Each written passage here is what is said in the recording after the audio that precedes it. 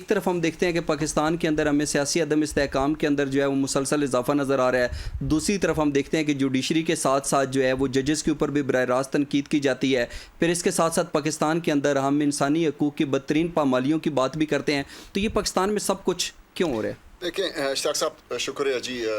آپ کا کہ آپ نے موقع دیا. پاکستان میں سمجھ رہا ہوں جس طرح حافظ صاحب نے فرمایا، پاکستان اب بدل رہا ہے، اور میں نیئر فیوچر میں یعنی انشاءاللہ مستقبل قریب میں پاکستان کو ایک نیا پاکستان کی طرف میں دیکھ رہا ہوں، جہاں پہ جو ہے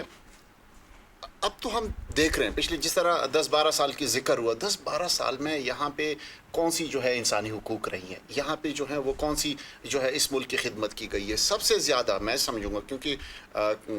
حافظ صاحب زیادہ اس قانونی جنگوں میں سب سے پہلے ہوتے ہیں، عدالتوں کا ٹائم کتنا ضائع ہوا ہے سیاسی مقدمات میں. اچھا، عدالتیں ہیومن رائٹس کی آپ نے بات کی، رات کو 12 بجے کھل جاتی ہیں سیاسی مقدمات کے لیے، انسانی حقوق کے لیے، کسی کے جو ہے وہ حق کے لیے کبھی کھلی ہیں؟ نہیں کھلی ہے. تو میں سمجھتا ہوں کہ اس ملک میں ایک طرف اگر ہم جمہوریت کی بات کرتے ہیں، جمہوریت جو ہے ہم پھر آپ دیکھیں نا، جمہوریت جو مدر آف جمہوریت ہے یونائٹڈ کنگڈم، وہاں کی جمہوریت کی بات کریں نا، جہاں پہ جج جو ہے اپنے دائرے میں رہتا ہے، جہاں پہ جو ہے جنرل اپنے دائرے میں رہتا ہے، جہاں پہ پولیٹیکل لیڈر ورکر اپنے دائرے میں رہتا ہے، تو پھر ہم اس کو فالو کریں. لیکن یہاں پہ ہمارے ملک میں معذرت کے ساتھ اشتیاق صاحب میں کہوں گا، یہاں پہ کھچڑی بنی ہوئی ہے. یہاں پہ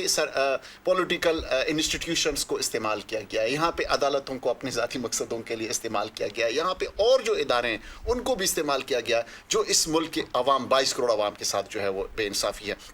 مصطفیٰ کمال کی بات آپ نے کی ہے، بالکل میں سمجھتا ہوں کہ کچھ فورمز پارلیمنٹ میں بھی ڈسکس ہونی چاہیے، لیکن چونکہ جس طرح ایک قانونی نقطہ اٹھایا حافظ صاحب نے کہ اس کے تحت جو ہے وہ سینٹ میں یا پارلیمنٹ میں ہم ان کو ڈسکس نہیں کر سکتے. لیکن پھر بھی پاکستانی شہری ہونے کے ناطے میرے خیال میں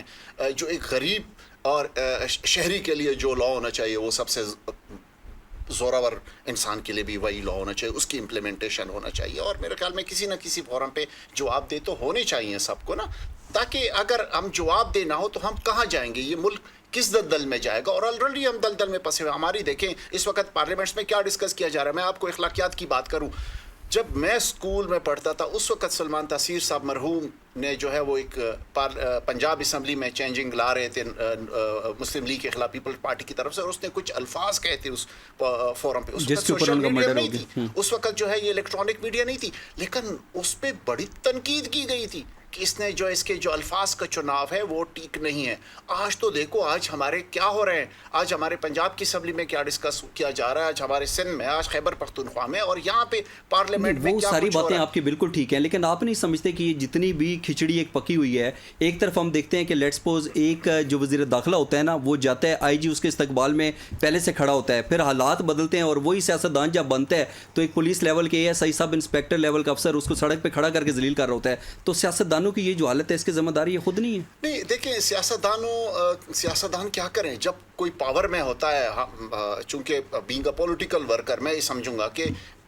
پاور میں جب ہوتے ہیں تو ہر بندہ اس کو رسپیکٹ اور عزت دیتا ہے، لیکن جیسے وہ پاور سے ہٹ جاتا ہے تو اسے اس تمام پریولیجز جو اس کی رسپیکٹس ہوتی ہیں، اگر آپ کی اس ہمارے معاشرے میں اگر آپ کا کوئی ذاتی تعلق ہے، آپ کا کوئی ذاتی کوئی رشتہ دار کوئی کچھ آپ کسی پوسٹ پہ، تو آپ کو عزت ملے گی، ادروائز آپ کو بڑا رسوا اور ذلیل کیا جاتا ہے. بالکل صحیح.